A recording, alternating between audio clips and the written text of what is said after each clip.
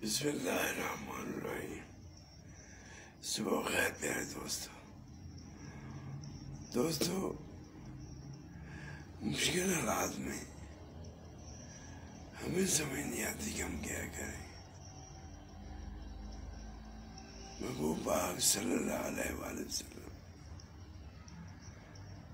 पे अगर इश्क और मोहब्बत से दुरूद शरीफ पढ़ा जाए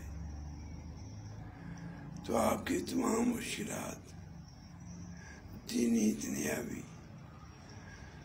इंशाअल्लाह वो पूरी हो जाती हैं और आप जो है इश्क और महबूब की मोहब्बत में अक्सरियत से दुरूद शरीफ पढ़ें तो इंशाअल्लाह आपकी मुश्किलात दूर हो जाएंगी इंशाअल्लाह।